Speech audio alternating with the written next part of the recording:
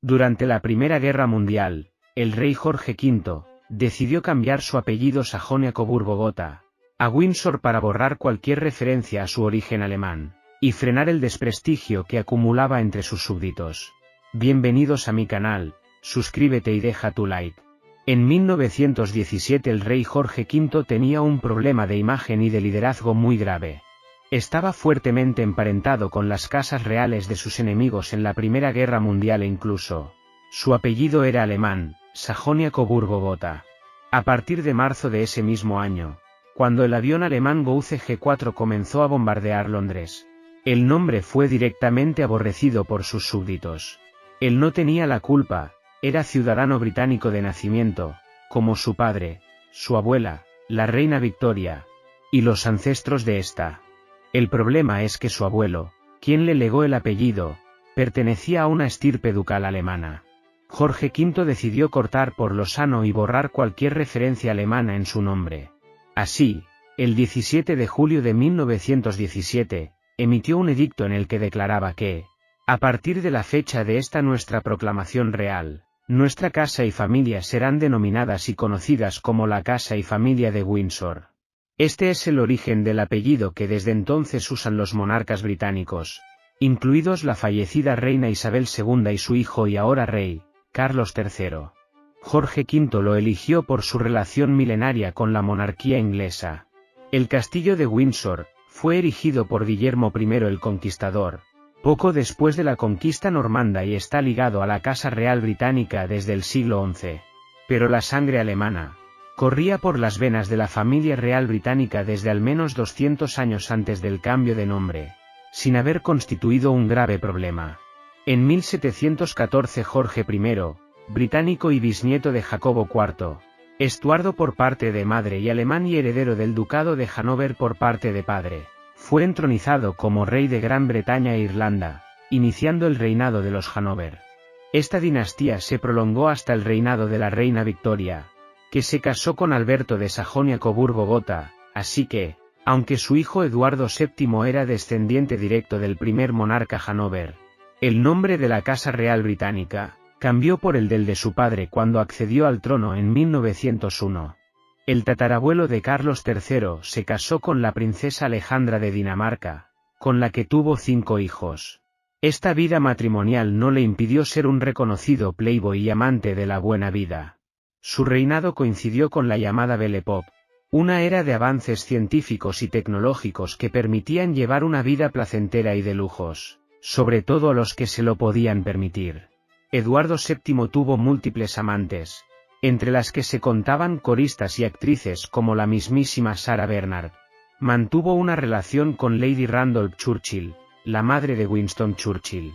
Su lujuria solo era igualada por su sobrepeso, y el ebanista Louis Soubrier le fabricó lo que él denominaba la silla del amor, para que pudiera mantener relaciones sexuales en el burdel de Chabanais.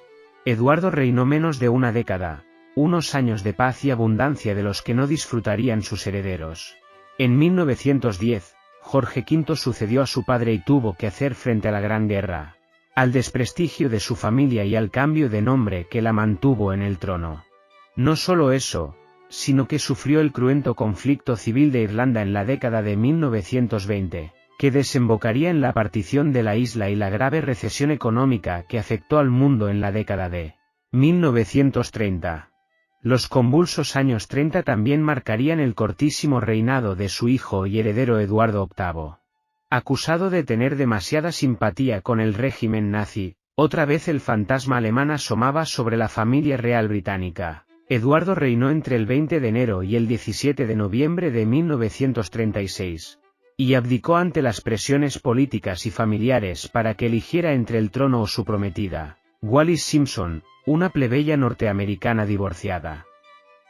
Finalmente renunció al trono y pasó el resto de su vida en París, con poco contacto con la familia real. El sucesor de este efímero rey fue su hermano, que subió al trono con el nombre de Jorge VI, y se convirtió en la antítesis del odiado Eduardo VIII. Jorge VI no esperaba subir al trono, y es conocido por haber superado sus problemas de dicción y tartamudez y es considerado, junto a Winston Churchill, un héroe que supo mantener al país unido y resistente ante los duros años de la Segunda Guerra Mundial. Fumador empedernido. El padre de Isabel II murió a causa de un cáncer de pulmón en 1952, a los 52 años. Con la muerte de Isabel II, la monarca más longeva de la historia del Reino Unido, se cierra una época de la monarquía inglesa.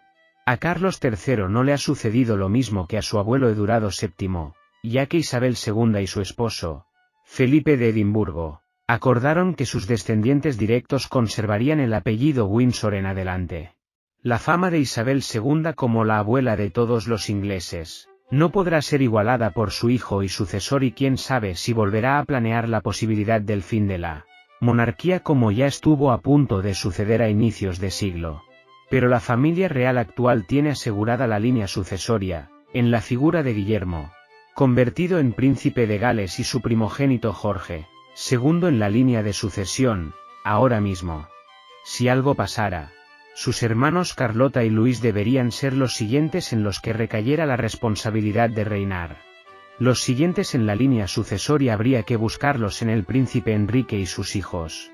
Ante la posibilidad muy remota de tener que salir de la línea del actual monarca, Carlos III, habría que recurrir a los descendientes de sus hermanos. Esto puede no verse como una posibilidad real, pero es justo lo que le pasó al bisnieto alemán de Jacobo I cuando, un siglo después de su reinado, los Estuardos se quedaron sin descendencia y tuvieron que ir a buscarla hasta Alemania, para encontrar al que sería el primer Hannover, Jorge I. Bueno amigos, llegamos al final del vídeo. Gracias por apoyar mi canal. No te olvides de suscribirte y dejar tu like. Hasta la próxima.